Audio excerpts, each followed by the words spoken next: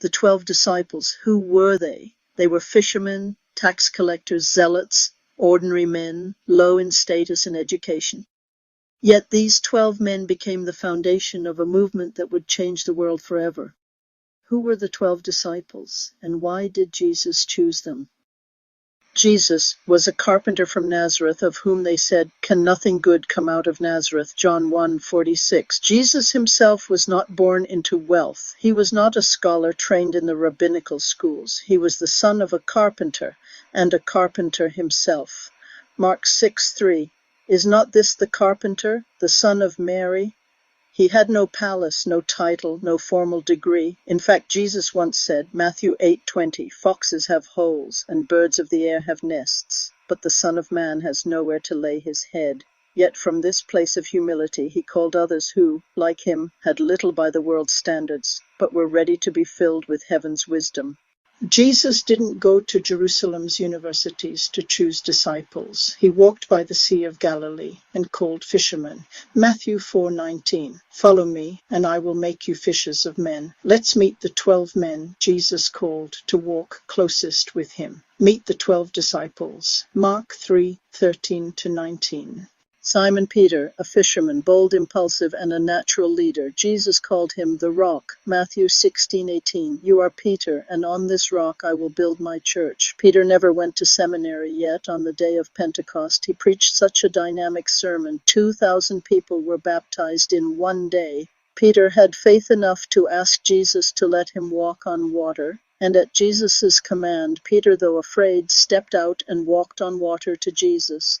No worldly powers, education, or degree can accomplish this. Only simply childlike faith. That is what God is looking for. Peter was rash, impetuous, coarse in his demeanor. He even denied Jesus, but yet God called him and used him mightily.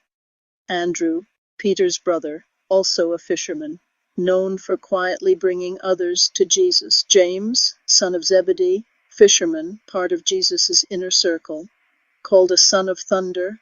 Mark 3:17, John, James's brother. The beloved disciple, writer of the Gospel of John, deeply spiritual and intimate with Jesus. Philip from Bethsaida, he had a seeking heart. He brought Nathanael to Jesus. Bartholomew, Nathanael, an honest man. Jesus said of him, John 1:47, "Behold, an Israelite indeed, in whom there is no deceit." Matthew, Levi, a tax collector, despised by the Jews for working with Rome, yet Jesus called him without hesitation. Luke 5:27-28, "Follow me." So he left all, rose up, and followed him. Thomas, Didymus, known for his doubt, but also his deep loyalty. John 20:28, "My Lord and my God," his powerful declaration after seeing the risen Christ. James, son of Alphaeus, sometimes called James the Less, quiet in the background, yet chosen. Thaddeus, Jude, son of James, asked Jesus at the Last Supper why he would reveal himself to the disciples and not the world. John 14:22. Simon the Zealot, a revolutionary, once part of a radical group. Jesus transformed his zeal from politics to the kingdom. Judas Iscariot, the one who betrayed Jesus, trusted as the group's treasurer, yet he traded the Savior for silver. And when Judas fell, he was later replaced by Matthias in the book of Acts. These men were not theologians. They were not powerful or wealthy, but they were available. They were empty enough of the world's riches, ambitions, and pride to be filled with something greater, the Spirit of God. Acts 4:13. When they saw the boldness of Peter and John, and perceived that they were uneducated and untrained men, they marveled, and they realized that they had been with Jesus. It wasn't their education that amazed the world. It was the presence of Jesus in them. The great truth: God has always chosen the lowly to confound the wise. 1 Corinthians 1:27-29. But God chose the foolish things of the world to shame the wise, so that no one may boast before him.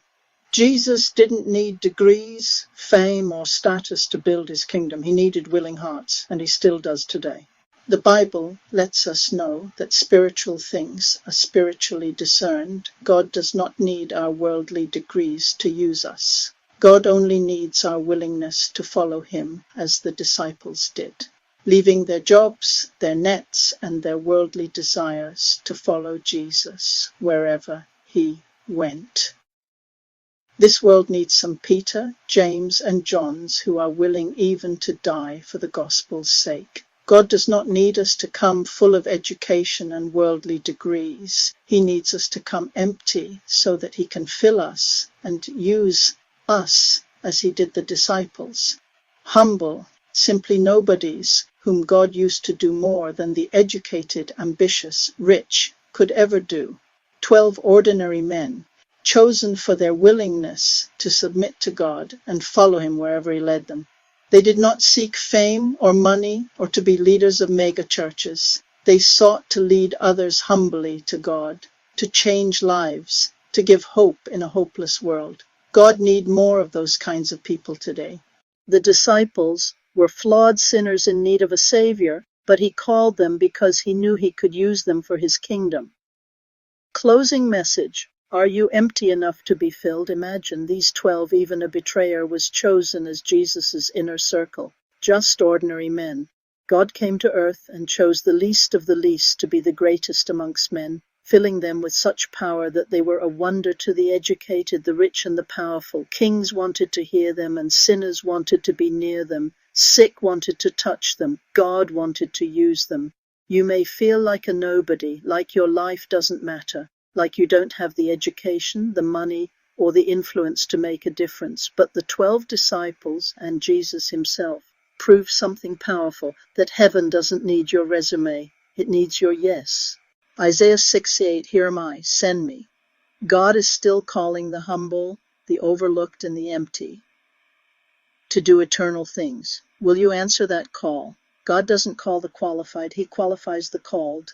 Jesus didn't go to Jerusalem's universities to choose disciples. He walked by the Sea of Galilee and called fishermen. Matthew 4:19, follow me and I will make you fishers of men. He is calling you. Are you empty enough to be filled? Are you free enough to be used? Are you willing enough to follow him wherever he leads you? If this video inspired you, please comment, like, share, and subscribe. God bless.